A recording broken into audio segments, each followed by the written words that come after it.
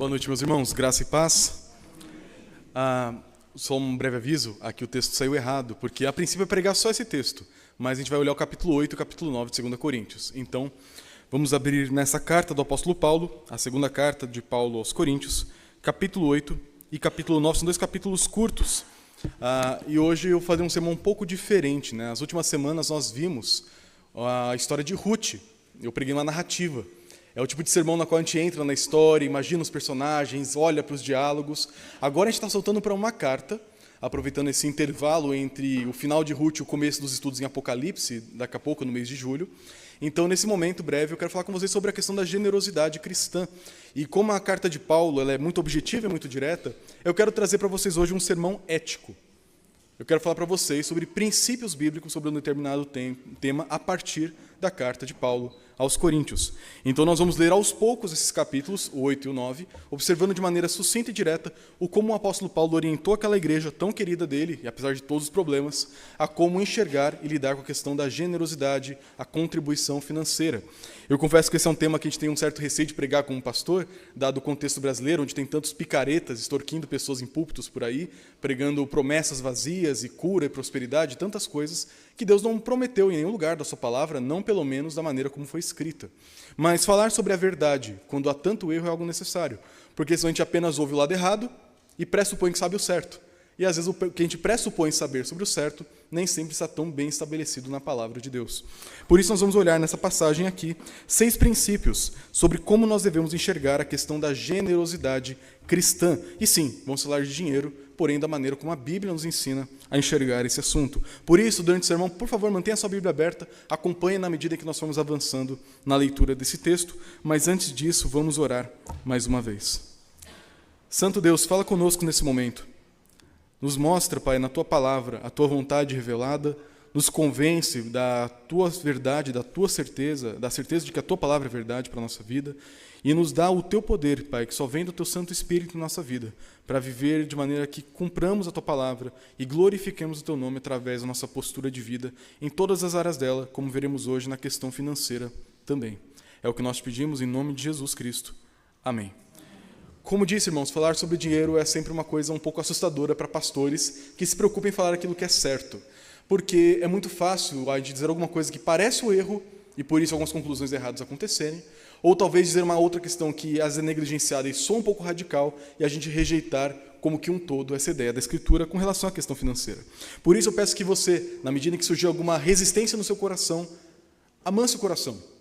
Avalie pela palavra de Deus como os bereanos faziam e avalie se a sua maneira de enxergar o dinheiro, a contribuição, está alinhada com a palavra ou não, porque a palavra de Deus serve também para nos exortar e consertar nessas áreas. A carta de Paulo aos Coríntios, a segunda carta aqui escrita, ela foi escrita, como o próprio nome já sugere, depois da primeira carta. A primeira carta de Paulo aos Coríntios é uma carta muito dura, com várias repreensões de Paulo àquela igreja, que era uma igreja verdadeira, era uma igreja fiel, porém era uma igreja com vários exageros, falhas, hipocrisias, e Paulo foi tratando tintim por tintim daquela igreja. Dons espirituais, é assim que faz. Disciplina eclesiástica, é assim que lidamos. Esperança com a ressurreição, é assim que lidamos. É uma carta cheia de temas fascinantes, onde Paulo está corrigindo aquela igreja. E parece que de alguma maneira fez efeito, porque nessa segunda carta, o apóstolo Paulo tem todo um assunto principal, que é mostrar as dores e lutas do seu ministério, mas no meio da carta, aqui no capítulo 8 e 9, que para alguns autores é quase como uma carta dentro da carta, com começo, meio e fim, por isso olharemos todo esse texto, ele vai tratar a questão da generosidade. A generosidade, e não apenas a contribuição financeira, não é assim que Paulo chama essa questão, mas ele olha como um ato de amor, um ato de serviço, um ato de cuidado. E é a partir dessa perspectiva que eu quero trabalhar com vocês esses princípios sobre a generosidade cristã. E a primeira parte do texto que vamos olhar está no capítulo 8, do versículo 1 ao versículo 7, onde veremos que a generosidade não é coisa de gente rica. Generosidade não é coisa de gente rica. Versículos 1 a 7 nos dizem o seguinte: Também, irmãos, queremos que estejam informados a respeito da graça de Deus que foi concedida às igrejas da Macedônia, porque no meio de muita prova e tribulação manifestaram abundância de alegria e a profunda pobreza deles transbordou em grande riqueza de generosidade. Porque posso testemunhar que na medida de suas posses e mesmo acima delas, eles contribuíram de forma voluntária, pedindo-nos com insistência a graça de participarem dessa assistência aos santos. E não somente fizeram como nós esperávamos, mas pela vontade de Deus deram a si mesmos, primeiro ao Senhor e depois a nós. Isto nos levou a recomendar a Tito, que assim como havia começado, também completasse essa graça entre vocês. Mas como em tudo vocês manifestam abundância, na fé, na palavra, no saber e em toda dedicação e em todo amor por vocês, esperamos que também nesta graça vocês manifestem abundância. Então, o primeiro princípio que Paulo mostra aqui sobre a generosidade é que a generosidade não é uma coisa de rico. E aqui é importante entender um pouco do contexto. Qual que é o grande problema que Paulo está lidando aqui? É a pobreza de vários cristãos que moravam na região de Jerusalém. O evangelho começou a ser pregado em Jerusalém, a igreja começa em Jerusalém, e ela começa a se expandir por toda a Ásia Menor, a parte sul da Europa, o começo da África, ela vai se espalhando. Como o fermento que Jesus disse, a igreja vai crescendo e se espalhando. E aquela igreja original em Jerusalém, ela começou a ser a mais perseguida. E para piorar além da perseguição, por volta do ano 50, na época do governo do imperador Cláudio, houve uma grande fome naquela região. Tinha um homem da igreja chamado Ágabo, um profeta, que tinha dito, por revelação de Deus, de que aquela fome viria. E, de fato, ela veio. Então, aquela igreja, que foi a mãe das outras igrejas, ela começou a sofrer perseguição, o que gerava morte, gente fugindo da igreja, dificuldades surgindo. Além disso, começou a sofrer de fome literal. Por quê? O mundo estava passando por um momento muito difícil. E nesse momento, as igrejas filhas, as irmãs que foram crescendo ao lado daquela igreja, agora ficaram sabendo a notícia através de Paulo e outros pregadores e decidiram voluntariamente ajudar a igreja de Jerusalém. Então, na primeira carta, os coríntios, lá no capítulo 16, falam: Paulo, nós ficamos sabendo disso e queremos ajudar. Como que a gente se prepara? Como a gente trabalha essa questão da contribuição? E esta carta agora, ela vai ser agora um segundo passo nesse desejo. Eles queriam ajudar aqueles irmãos, e agora Paulo, para começar a falar para eles como fazer isso, ele dá um exemplo para encorajar.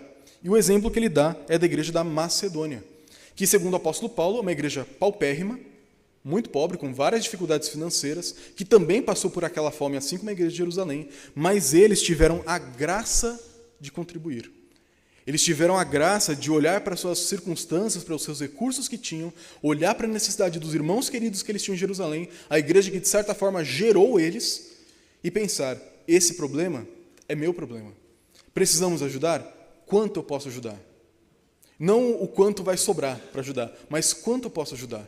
E a maneira como Paulo fala dessa igreja é maravilhosa, porque vai falar que da pobreza deles surgiu, transbordou grande riqueza de generosidade, no final do versículo 2.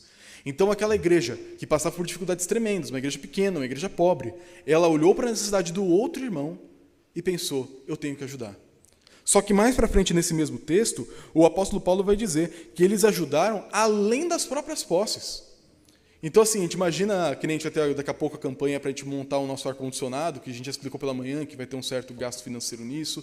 Temos em agosto a contribuição especial com os missionários. Temos vários projetos da igreja que envolvem algum tipo de dinheiro. Pela graça de Deus, no momento não passamos por uma crise financeira, por uma fome, por uma pandemia novamente. Graças a Deus por isso. Porém, nós temos demandas que podem levar a gente a pensar: como que eu posso ajudar? E normalmente, sendo muito sincero, nosso coração é de pensar assim: 10% vai para o dízimo, o restante é que eu tenho para viver. Logo, eu vou tirar aqui desses 90%. Desses 90%, eu tenho que pagar isso, tenho o meu lazer, tenho isso aqui, tem aquilo ali, tem aquilo ali, tem aquilo ali. Aí chega no final do orçamento e a gente pensa assim: peraí, eu já não dei 10%? Para que eu tenho que ajudar mais? Acho que já está bom, né? Sejamos sinceros, no fundo a gente não pensa com essas palavras, mas a nossa postura muitas vezes, a gente pensa: mas eu já sou dizimista, eu já dou 10%, para que eu vou dar mais? Não, assim, eu também tenho que viver, né? Não dá para deixar de viver por causa de uma coisa assim ou outra que possa aparecer. Há um tempo atrás, a gente já contribuiu financeiramente para construir a casa da Dona Cícera, lá no Nordeste, lá em Pernambuco, na Beira da Penha. Uma senhora que não era crente, se converteu ao Evangelho, e ela era líder de uma comunidade lá naquele aglomerado, e através da casa dela o Evangelho se expandiu naquele vilarejo. E graças à generosidade dos irmãos aqui dessa igreja e de outras igrejas, construímos a casa dela, junto com os irmãos que estavam lá. E ela hoje tem uma casa que serve como que base do Evangelho naquela região. A contribuição, ela pode ser algo desafiador para nós, porque por um lado podemos pensar assim: precisa de X, logo X, quantos membros tem na igreja? 106? X dividido por 106, eu acho que assim, dá bom, vou ajudar com o mínimo que eu posso. Os macedônicos não pensavam assim. Eles não estavam tanto preocupados com a questão financeira do quanto eu preciso ajudar, mas estavam preocupados com a questão do quanto eu posso me doar pelo outro. Tanto que o apóstolo Paulo vai dizer que eles doaram-se a si mesmos primeiro ao Senhor e depois a nós, no versículo 5. Então a postura daquela igreja foi de uma entrega total. E a gente vai falar sobre a prudência. Eu sei que você fica preocupado. Pastor, mas também não dá para contribuir assim sem planejar. A gente tem que pensar bem, não dá para tirar, né, da própria boca da criança. Tem criança para cuidar, não dá para fazer de qualquer jeito. Eu sei que você pensou nisso. E Paulo também pensou nisso, ele vai tratar disso. Mas o primeiro ponto aqui é entender que generosidade não é uma coisa só para quando está sobrando. Ser generoso não é um princípio de pessoas que são abastadas, ricas e cheias de bens. É claro, é esperado que pessoas que foram agraciadas com tantas coisas boas possam contribuir de maneira mais generosa ainda. Mas a questão é que Paulo não coloca um número. Ele não coloca uma quantidade, uma proporção. Tanto que mais para frente ele vai dizer, cada um contribua como estiver disposto no coração. Porque o ponto aqui é mais ou menos o seguinte, se eu sou cristão, eu sou habitado pelo Espírito Santo, Deus transformou a minha vida e tem me dado todas as bênçãos celestiais, tem me dado tudo que eu preciso para viver. Lemos na liturgia, Ele cuida do pássaro, Ele cuida da flor e cuida muito bem de nós. Se Deus tem cuidado de tudo e Ele cuida de mim todos os dias, como que eu agora posso cuidar de quem está ao meu redor? A postura não é quantitativa, mas é uma postura de mudança de mente, ou como diriam os coaches hoje, mudança de mindset. É uma questão de conversão, de arrependimento. É de entender que a minha maneira de enxergar o dinheiro a partir do momento que eu me converto não é mais a mesma. Antes, a gente trabalha com aquela ética da escassez. Eu não posso deixar faltar. Quando nós somos cristãos, a gente começa a trabalhar com uma outra ética, que é a ética de qual nosso sustento não vem exclusivamente de nós mesmos. A gente sabe que o nosso sustento vem da mão do Senhor. É claro, nós temos que trabalhar. Temos que economizar, temos que ser sábios, investir bem o nosso dinheiro. Jesus fala constantemente da importância de administrar bem os recursos que temos. Não é para ser louco, descabido. Mas nós precisamos entender que a nossa fonte monetária, pensando em dinheiro mais especificamente, não é aquela quantia que a gente tem no aplicativo do banco no celular. Aqueles dígitos, sejam eles poucos ou muitos, não é o todo que nós temos. Quando você se torna cristão, você se torna parte de uma família na qual o seu pai vai cuidar de você. Claro, não devemos ir para a tolice. Mas uma vez que Deus é meu pai e meu sustentador, não preciso ter medo de faltar. Porque na medida em que eu contribuo, o meu pai cuidará de mim. Por isso, a primeira coisa que eu quero que a gente observe na igreja da Macedônia, contribuir não é questão de abundância, de sobra ou de riqueza. Contribuir, a generosidade, é questão de um coração transformado. Mas o texto continua para provar mais esse ponto. Versículo 8 até o versículo de número 15 vai mostrar que essa generosidade também é uma manifestação do Evangelho. É o próprio Evangelho encarnado a questão da nossa generosidade. Versículos 8 a 15.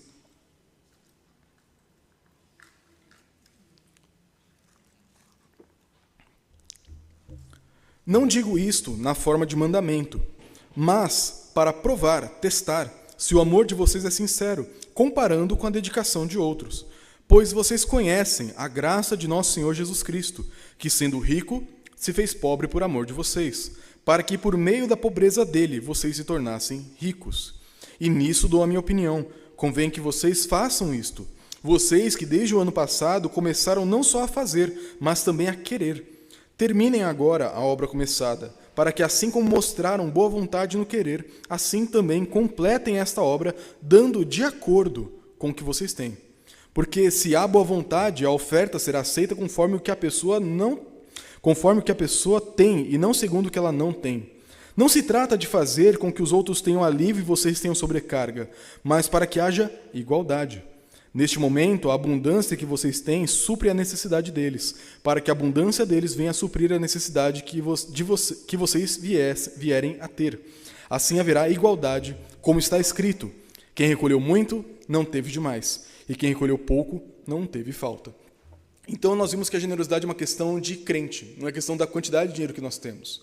Mas agora, em segundo ponto, a generosidade é a própria encarnação do Evangelho. E o texto-chave para isso é justamente o versículo 9, um texto que talvez muitos de vocês tenham decorados. Jesus, sendo rico, se fez pobre de amor de nós, para que nós hoje possamos demonstrar a mesma generosidade para os nossos outros irmãos. E aqui a gente tem um Evangelho em um único versículo, porque a ideia do Evangelho é justamente essa. Nós éramos pobres, pecadores, indignos, a única coisa que merecíamos da parte de Deus era o inferno. Porque todos nós somos pecadores. A Bíblia diz: não há um justo nenhum sequer. Isso que merecíamos. Mas Deus, sendo rico em misericórdia, por causa do grande amor com que nos amou, deu o seu Filho, para que através do seu Filho, o nosso substituto, que morreu na cruz, que deveria ter o nosso nome em cima dela, através da morte dele de valor infinito, nós fôssemos resgatados. Aquele que habitava na glória, sem passar por um único perrengue dessa vida, sofreu a vida mais maldita que a gente pode imaginar. Sofreu a dor mais agoniante que a gente pode imaginar. O terror psicológico, espiritual, físico que alguém pode imaginar. Jesus sofreu o pior para que hoje nós tivéssemos o melhor. Nós tivéssemos os céus abertos, um Pai que fala, filhos, venham, e um Senhor ressurreto que nos acolhe no reino celestial. O Evangelho é essa grande troca. Não é como aquela história que a gente ouvia quando era criança do rico e do mendigo. Já ouviram? Que o rico, o príncipe e o mendigo, na verdade, em que o príncipe via a sua vida de príncipe e queria tanto saber como era a vida das ruas e ter uma vida diferente. E o mendigo queria saber como era a vida do príncipe. E em determinado dia descobrem que eles eram muito parecidos, trocam de roupas, e o mendigo vive na vida do príncipe, o príncipe vive a vida do mendigo. E eles começam a perceber o problema na perspectiva do outro. O príncipe rico que reclamava da sua rotina, cheia de afazeres e treinamentos, ele começa agora a perceber que a vida do pobre é bem sofrida, e que ele estava reclamando de barriga cheia. E o pobre que está reclamando de toda a sua vida, ele percebe que na vida do rico tem muitas tarefas também um pouco agoniantes. E nessa troca, um consegue perceber a beleza na vida do outro. Em Jesus Cristo nós temos uma troca diferente. Nela, Jesus não tem que aprender algo com a gente. Mas, pelo contrário, ele mostra para nós a experiência completa que nós temos nessa vida, na própria vida dele, em todo o seu sofrimento, para que agora, depois de morrer a nossa morte e ressuscitar em nosso lugar, nós vivemos a vida do príncipe que ele tinha antes. Jesus vem ao mundo para que nós possamos ir a Deus. E esse evangelho é o coração do que Paulo está dizendo. E por isso que ele diz, isso que eu falei para vocês, dos macedônicos, não é para constranger vocês, mas é para inspirar, para que vocês olhem para a postura deles, uma igreja tão pobre contribuindo com tanto, e vocês percebam que é justamente isso que o evangelho é. Esse é o ponto de Paulo. Ser cristão, crer no evangelho e entender nessa grande substituição que é a cruz, significa entender que hoje nós temos a oportunidade de fazer o mesmo.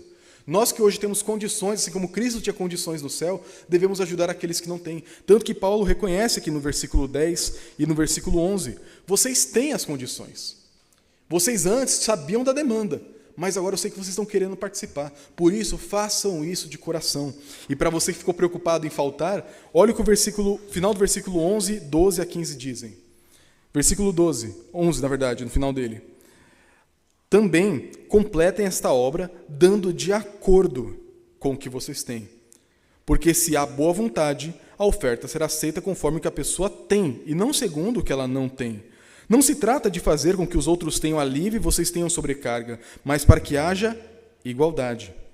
Neste momento, a abundância que vocês têm supre a necessidade deles, para que a abundância deles venha a suprir a necessidade de vocês, que vocês vierem a ter. Assim haverá igualdade, como está escrito. E aí cita o texto do maná no deserto.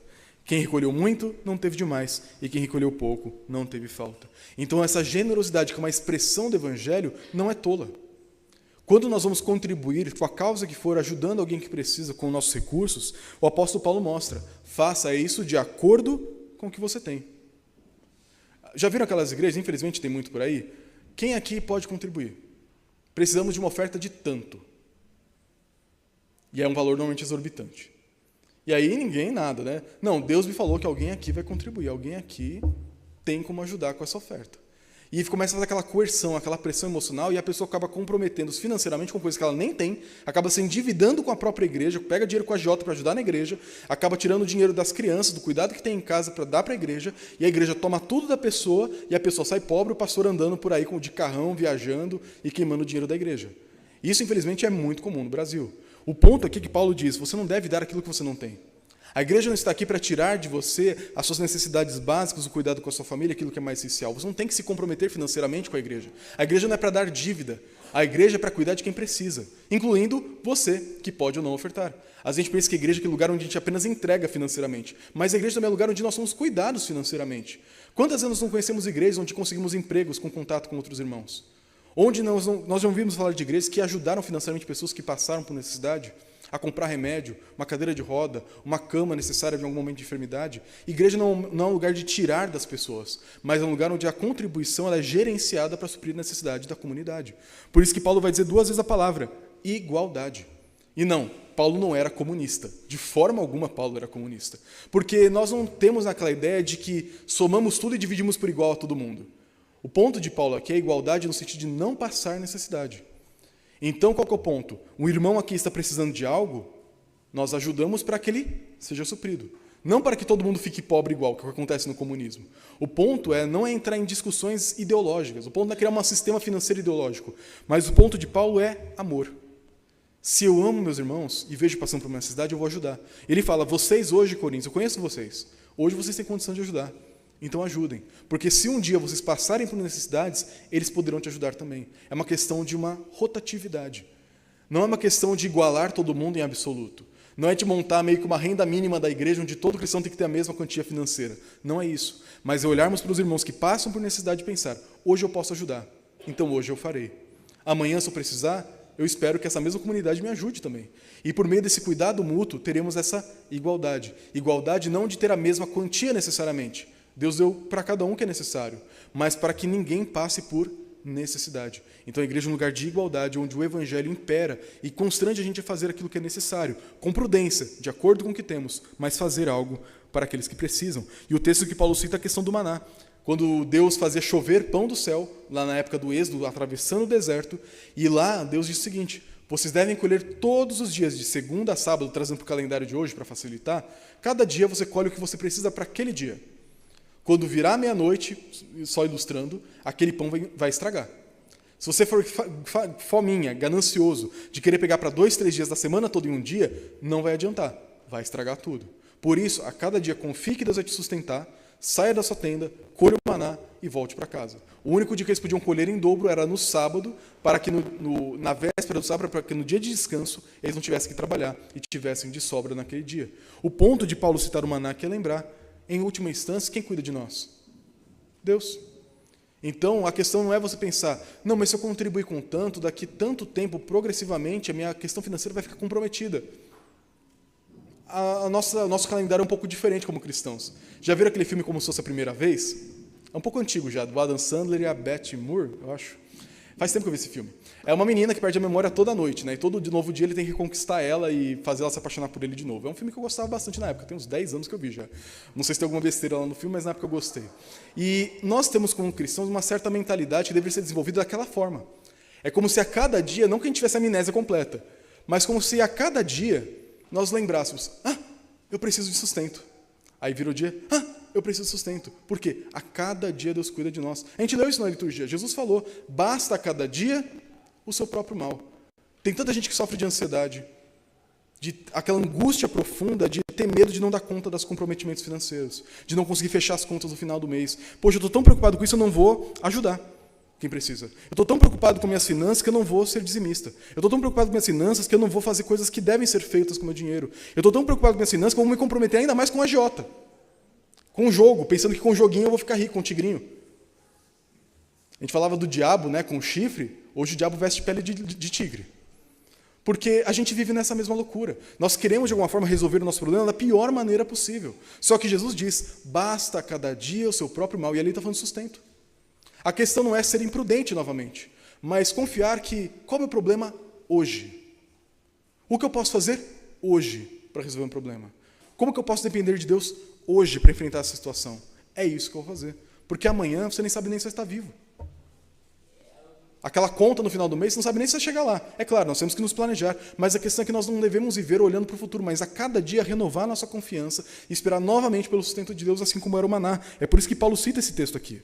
Mas em terceiro lugar, continuando, versículos 16 a 24, nós temos a questão também da prudência, da sabedoria na hora de administrar as finanças. Versículo 16 diz, mas a graça de Deus, que pôs no coração de Tito a mesma dedicação que temos por vocês, ele atendeu ao nosso apelo e, mostrando ser muito dedicado, partiu voluntariamente para encontrar-se com vocês. E com ele estamos enviando o irmão, cujo louvor no Evangelho está espalhado por todas as igrejas. E não só isto, mas ele também foi eleito pelas igrejas para ser nosso companheiro no desempenho desta graça ministrada por nós, para a glória do próprio Senhor e para mostrar a nossa boa vontade. Queremos evitar assim, muita atenção a isso, queremos evitar assim que alguém nos acuse por causa desta generosa dádiva administrada por nós, pois cuidamos de fazer o que é correto, não só diante do Senhor, mas também diante das pessoas. Com eles, estamos enviando nosso irmão, cujo zelo já pusemos à prova em muitas ocasiões e de muitas maneiras, e que agora se mostra ainda mais zeloso pela grande confiança depositada em vocês. Quanto a Tito, é meu companheiro e cooperador entre vocês. Quanto aos nossos irmãos, são mensageiros das igrejas e glória de Cristo. Por isso, diante das igrejas, comprovem o amor de vocês e confirmem o orgulho que temos de vocês na presença desses homens. De maneira sucinta, essa parte eu quero ser um pouco mais breve, o que Paulo vai dizer? Nós estamos administrando uma grande quantia. São várias igrejas que estão contribuindo para ajudar a igreja da Judéia. E naquela época não tinha Pix. Era tudo dinheiro vivo, né? Às vezes eu brinco com a minha esposa, se tiver algum comércio, e aí a pessoa fala assim, tem troco em moeda? Você tem nota? A gente brinca até que estou pagando igual na época dos apóstolos, né, com dinheiro material. Porque hoje em dia é tudo Pix, é tudo virtual, né? Mas naquela época as pessoas teriam que andar com sacos de dinheiro. Moedas e mais moedas. Não tinha cédula, é só moeda, então era pesado, era uma grande quantidade, tinha risco de ser roubado, uma moeda a mais, uma moeda a menos, quem que vai olhar? Então era muito fácil ter qualquer tipo de corrupção nesse sentido.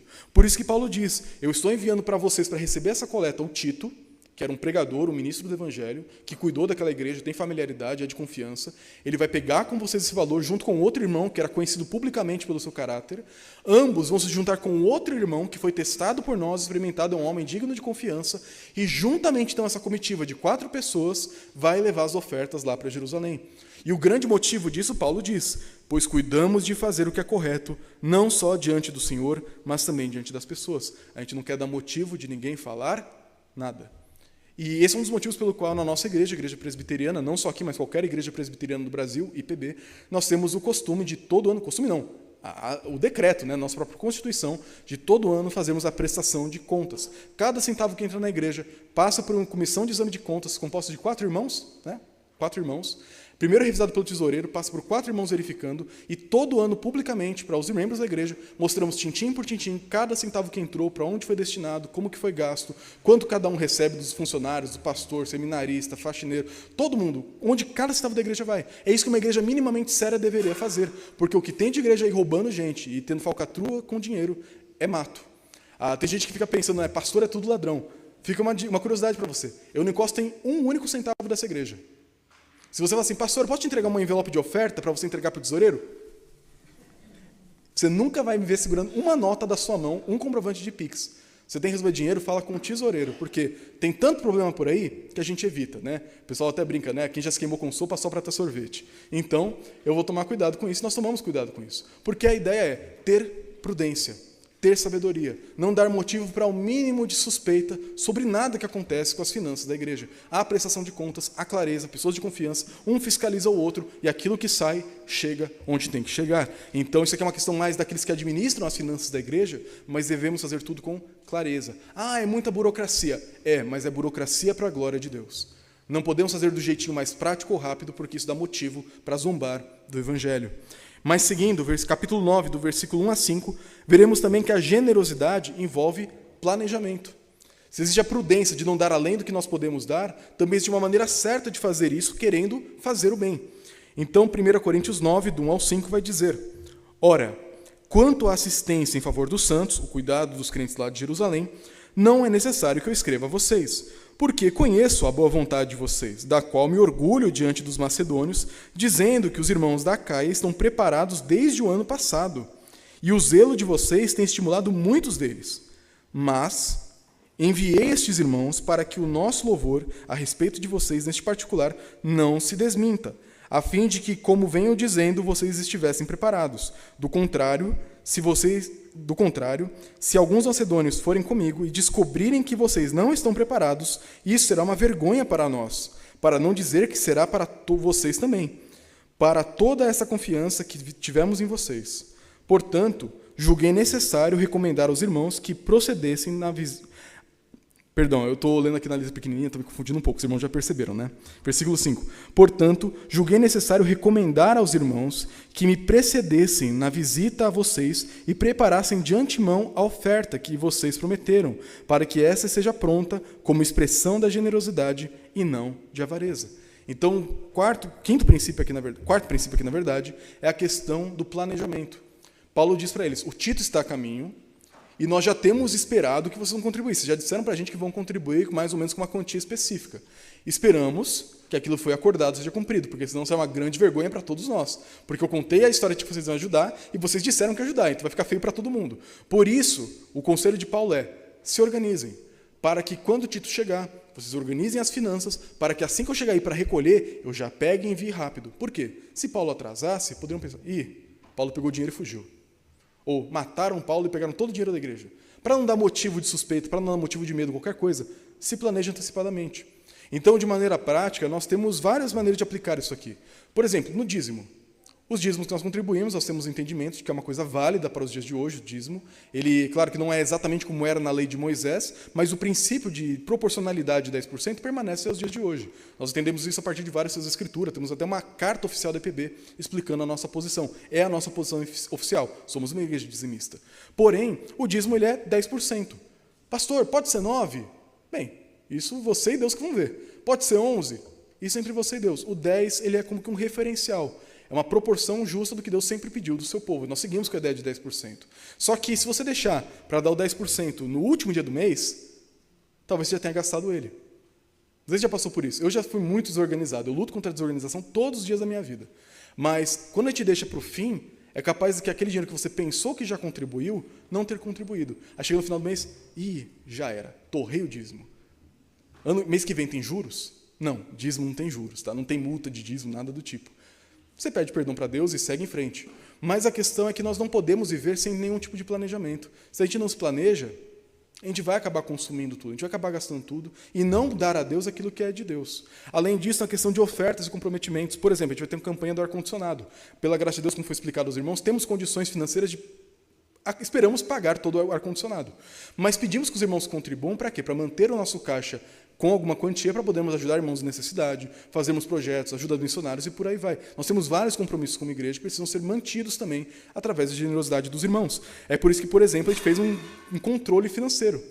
Isso aqui pode parecer mera burocracia, mas é uma maneira de a gente exercer a nossa fé com prudência e planejamento. Então, você pode planejar de forma como você determinar no seu coração. Como Paulo diz na outra carta, faça como está proposto em seu coração. Não se sinta coagido, de uma forma pressionada a fazer isso, na quantia que for. Mas pense seriamente, pense com carinho. Não deixe para fazer de qualquer jeito, mas pense como você pode ajudar alguém. Agora temos as demandas, mas talvez tenha outra demanda no futuro. Talvez tenhamos que acolher uma família de missionários passando por necessidade. E aí? E se algum dos nossos missionários apoiados hoje tiver um problema de saúde e precisa pagar uma cirurgia caríssima? Se nós não tivermos um pingo de planejamento, um pingo de estrutura, não poderemos honrar compromissos já estabelecidos. Por isso, o planejamento também parte da nossa burocracia, é maneira de adorarmos a Deus com a nossa generosidade. E por fim, para terminarmos aqui, versículo de número 6 ao versículo de número 15, vou mostrar que a generosidade não traz falta. Contribuir, ser generoso, não vai fazer você ficar pobre. Pelo menos não se você fizer da maneira como a Bíblia ensina. O texto vai dizer o seguinte, versículo 6. E isto afirmo, aquele que semeia pouco, também pouco colherá. E o que semeia com fartura, também colherá com fartura. Cada um contribua segundo tiver proposto no coração, não com tristeza ou por necessidade, porque Deus ama quem dá com alegria. Deus pode tornar abundante em vocês toda a graça, a fim de que, tendo sempre em tudo ampla suficiência, vocês estejam abundantes em toda boa obra. Como está escrito, distribuiu, deu aos pobres, a sua justiça permanece para sempre. E Deus, que dá semente ao que semeia e pão para alimento, também suprirá e aumentará as sementes e multiplicará os frutos da justiça de vocês. Assim, vocês serão enriquecidos em tudo, para toda generosidade, a qual, por meio de nós, resulta em orações de gratidão a Deus, porque o serviço dessa assistência não só supre a necessidade dos santos, mas também transborda em muitas orações de gratidão a Deus. Na prova deste serviço, eles glorificam a Deus pela obediência da confissão que vocês fazem do Evangelho de Cristo e pela generosidade com que vocês contribuem para eles e para com todos. Enquanto eles oram por vocês, com grande afeto, por causa da extraordinária graça que de Deus foi dada a vocês. Graças a Deus pelo seu dom indescritível. Então, o ponto aqui de Paulo é talvez um texto mais mal utilizado de toda a carta, né? Talvez de toda a Bíblia. Talvez você tenha lido, pastor, é agora que a prosperidade vem, é agora que a quantia vai crescer. É porque esse texto, infelizmente, foi muito mal utilizado durante muito tempo para falar de prosperidade financeira. Qual que é o ponto aqui da sementeira, a lei da sementeira, da semeadura, como dizem? A ideia é a seguinte, se Deus te deu muito, e o muito que você tem você usa para semear, Deus vai te dar mais. Se Deus te deu pouco, e o pouco que você tem você não dá para semear, Deus não vai te dar mais. É um princípio que Jesus diz também nos evangelhos. Aquele que tem, mais lhe será dado. Mas aquele que não tem, até aquilo que não tem, isso lhe será tirado. A ideia desse ditado, dessa lógica judaica é a seguinte: se Deus tem te dado X, contribua proporcional a X.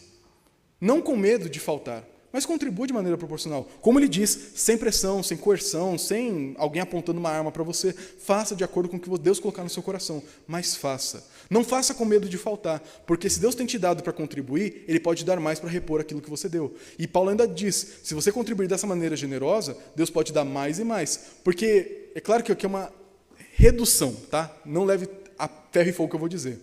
Mas pense em Deus vendo um cristão que ele deu 10 moedinhas.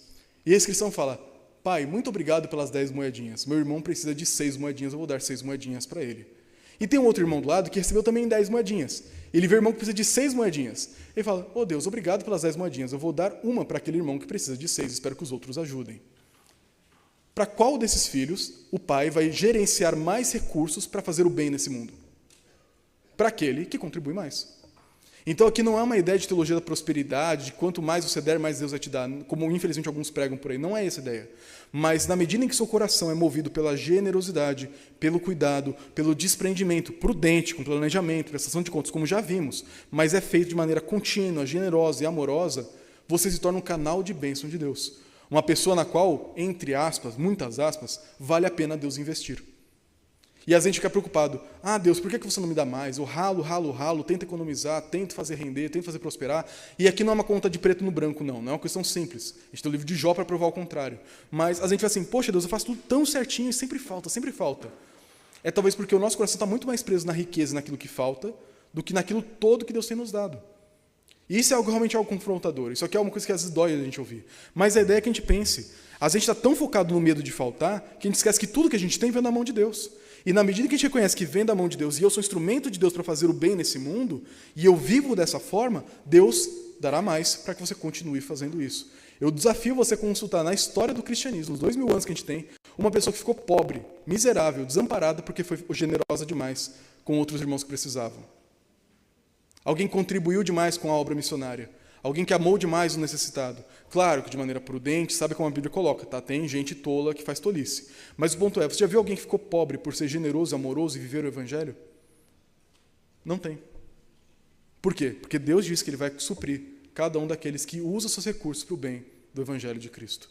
Para o bem do cuidado dos irmãos. E o texto termina dizendo, versículo 10 ao versículo de número 15, que quando a gente faz isso, não é apenas uma questão financeira, não é apenas tapar um buraco. Quando a gente faz isso, nós geramos uma cultura de adoração. Pense, por exemplo, nos missionários que nós temos espalhados pelo mundo. Nossa igreja apoia 5 missionários.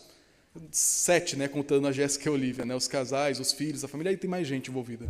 Mas cuidamos de vários missionários. Quando aquela oferta chega, como você acha que eles reagem? Cada centavinho que chega: Senhor, muito obrigado pela igreja da Freguesia do Ó. Muito obrigado por cuidar dos meus irmãos. Eu não vivi como missionário da maneira que eu vivi, mas eu já passei uma situação muito parecida. Eu lembro quando eu trabalhei na última igreja que eu trabalhei antes de vir para cá, há 9 anos atrás, lá em Goiás, eram 10 anos na época, né? 2017. 16, na verdade. Assim que eu cheguei lá em Rio Verde, Goiás, onde eu trabalhei por 2 anos, eu cheguei na igreja e eu só ia receber meu sustento depois de um período trabalhado lá. Era o combinado que tinha lá na época. Eu cheguei bem no meio da fechamento de contas ali. Então eu cheguei na cidade, cheguei na minha casa, tive que fazer as compras do mês, mobiliar, montar o básico ali, e o dinheiro faltou. Apertou. Eu precisei muito de ajuda naquela época. E aí um dia eu fui para a secretaria da igreja, logo os primeiros dias que eu cheguei, e na hora que eu cheguei lá na secretaria, a secretária falou assim: ah, Gunter, uma pessoa deixou um envelopinho aqui para você. E tinha ali R$200. Era exatamente o que eu precisava para viver até receber a minha congra, o meu cuidado naquela época mantido pela igreja. E na hora eu falei assim: oh Deus, obrigado. Uma vez eu estava num campo missionário lá no Mato Grosso, e era uma cidade de menos de 2.000 habitantes, cidade de Tesouro. É do Manuel. Conhece o Manuel, que foi pastor aqui há muito tempo atrás? A cidade da família dele. Eu fiquei naquela cidade por um mês cuidando de uma congregação. E eu não sabia que lá tudo fechava no domingo muito cedo, e fecha tudo mesmo, acabou tudo, não tem nada na cidade. E eu fiquei na casa de uma missionária, chegou um domingo, eu não tinha comida em casa, porque eu não fiz compra antes, né? Tinha acabado de sair de casa dos meus pais, começando a viver a vida adulta sozinho, não me planejei bem, faltou comida em casa. Chegou um domingo, o que eu tinha? Eu tinha um punhadinho assim de arroz velho, requentado, meio steak de frango, e era isso. Aí eu falei: não, Morrer de fome eu não vou morrer, né? Obrigado, senhor. Botei no micro-ondas da missionária. Na hora que eu fechei a porta, já rodaram a cidade procurando comida, não tinha. Na hora que eu fechei o micro-ondas, a vizinha, que nem era crente, falou assim: Ô, pastor, tudo bem? Você já almoçou? Não. Então venha cá. Meu irmão, aquele dia eu comi como rei. Era feijoada, era bolo salgado, bolo doce, era aniversário de não sei quantos anos daquela senhora. E assim, foi maravilhoso. Eu sei que existem momentos em que a vida não é com tanto caos de milagres e coisas assim, como eu acabei de contar. Eu sei que tem momentos em que a nossa vida passa por apertos. Mas a questão é, quando contribuímos e ajudamos quem precisa, acontece uma festa no coração daquela pessoa. Quando missionários precisam de ajuda, a gente ajuda, acontece uma festa. Quando a gente precisa de gente para trabalhar na EBF, a gente se disponibiliza, a Aline e a Regiane fazem festa. A gente precisa de gente ajudando, porque por meio da generosidade, essas louvores, orações de ações de graça acontecem continuamente na vida da igreja. E nosso Deus é glorificado através daquilo que Ele nos deu e nós damos para outros. E na medida em que isso acontece, Deus cuida de cada um de maneira que não vai faltar para ninguém. Não falta para quem precisa, porque nós ajudamos, e não falta para quem ajudou, porque Deus dá mais. Então, se você tem medo de faltar, tem medo de... Não tenha. Não tenha. Leia esse texto, versículos 6 a 14. Discute com o texto. Às vezes eu faço isso. Bota o texto contra a parede e fala assim: texto, eu tenho esse medo. Veja o que o texto responde. Tenta confrontar ele. E vê se os seus argumentos sustentam por mais de 5 minutos. O texto é muito claro. É desafiador. Chama a gente uma caminhada de fé que a gente não está tão habituado a caminhar. Mas se você tem tido medo de faltar, tem medo de aquilo que Deus tem te dado não ser suficiente, lembre, quem te deu é sábio. Ele sabe exatamente o que você precisa. E se faltar, às vezes é porque ele quer que você aprenda a pedir. O João Calvino, um dos grandes reformadores genebrinos, e termino caminhando com isso aqui, ele dizia que lá em Genebra, na Genebra de Calvino, que ele reformou a cidade toda com o evangelho, ele dizia que o pobre é o pobre do rico e o rico é o rico do pobre. Mais ou menos assim era a frase. Porque Deus não é injusto quando nós vemos o mundo e vemos ricos e pobres. Deus fez o rico para que o rico fosse generoso com o pobre. E fez o pobre para aprender a ser humilde e pedir ajuda para o rico. Porque tem muito pobre orgulhoso, que prefere se endividar e fazer de tudo, menos pedir ajuda para quem precisa. Se você é cristão e tem passado necessidade, não tenha vergonha. Peça ajuda para os seus irmãos, compartilhe as suas dores. Talvez aquele irmão específico para quem você abriu questão não vai falar: está aqui o dinheiro. Mas, ao saber da necessidade de uma parte do corpo, o restante do corpo se mobiliza para curar e sarar. Por isso a gente está sofrendo porque a gente é orgulhoso, porque a gente não quer demonstrar fraqueza, especialmente homens.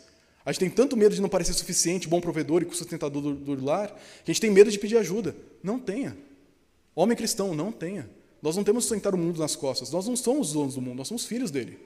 Por isso, se você passa necessidade, peça ajuda. Se você não sabe administrar bem, peça ajuda. Se você quer contribuir, mas não sabe como, peça ajuda. Tenha humildade. Sem humildade, você vai continuar com os mesmos problemas e com a mesma abundância ou com a mesma escassez, sem ajudar quem precisa, seja pedindo ou seja ajudando. Por isso, meus irmãos, concluindo essa mensagem, passando por todos os 5 princípios aqui, eu quero que você lembre deles. Primeiro, generosidade não é coisa de gente rica, é coisa de gente crente. Quando nós somos generosos, o evangelho é demonstrado. E como nós fazemos isso? De maneira proporcional, com prestação de contas, de maneira planejada, e fazemos com a confiança de que tudo aquilo que nós entregarmos de maneira sábia, planejada, com prestação de contas, movidos pelo evangelho, isso Deus nos suprirá. Se Deus tem te dado muito, lembre das parábolas dos talentos. Como você tem usado aquilo que Deus tem te dado? Deus tem te dado pouco? Como que você tem ajudado irmãos que têm muito a talvez amolecer aquele bolso enrijecido para ajudar quem precisa? Nós precisamos uns dos outros a nos ajudar nessa missão, nessa caminhada. Por isso, não pense no dinheiro como um tabu a não ser dito na igreja, mas lide com ele a partir da Escritura. E se algo que eu disse aqui, meus irmãos, eu digo com todo o carinho pastoral que eu tenho no mundo, se alguma coisa que eu disse aqui você sentiu que está contra o que a Escritura diz, por favor, me fale. Se eu estiver errado, eu quero ser corrigido. Mas se você tiver dificuldade com algum assunto e também precisa de ajuda pastoral para isso, fale comigo. Nós estamos aqui para aprender a crescer nessa área também. Graças a Deus, nossa igreja não é marcada por problemas na área financeira. Graças a Deus por isso. Mas nós precisamos sempre estar atentos e constantes nessa observação. Teremos ofertas para missionários em agosto? Pense nesse texto. Teremos o caso do ar-condicionado? Pense nesse texto. Teremos um motivo que for. Pense nesse texto. A maneira como lidamos com finanças é parte da nossa fé também. Não existem áreas sagradas e seculares na vida do cristão. Tudo é sagrado, tudo tem que ser entregue ao nosso Deus. Por isso, pense nisso, corrija o que tem que ser corrigido e use aquilo que você tem para cuidar dos outros. E é justamente isso que a gente vai cantar agora. O cântico, Ele Cuida. Então, nós vamos primeiro orar, enquanto os irmãos da música vêm chegando aqui à frente, e logo nós cantaremos esse cântico que fala sobre nossa missão de cuidar daqueles que precisam de cuidado. Vamos orar. Pai bondoso, obrigado, porque o Senhor tem nos dado tudo o que precisamos. Muito mais do que nós imaginamos. Às vezes nós não sabemos gerir, às vezes nós temos ansiedades no nosso coração, temos medos, Pai, que nos impedem de viver à luz da Tua palavra, mas nós te pedimos, Senhor, quebra essas cadeias que prendem o nosso coração, que nós possamos ser conhecidos como um povo generoso, um povo amoroso, um povo que cuida de quem precisa, uma igreja onde não há falta para ninguém. Nós pedimos isso vai custar, Pai, financeiramente, vai custar no nosso tempo, vai custar na nossa dedicação, vai custar muito para nós, mas é um custo que reflete o Evangelho, porque na cruz o Senhor pagou o maior custo de todos para nos amar. Por isso pedimos, Senhor, que nós possamos demonstrar esse cuidado, abnegação, serviço, amor, seja dando, seja pedindo, para que nós possamos ser uma igreja que reflete o ensino da Tua palavra nesse assunto também. Nós pedimos isso, Pai, nos dê a graça de contribuir, a graça de sermos generosos. Em nome de Jesus. Amém.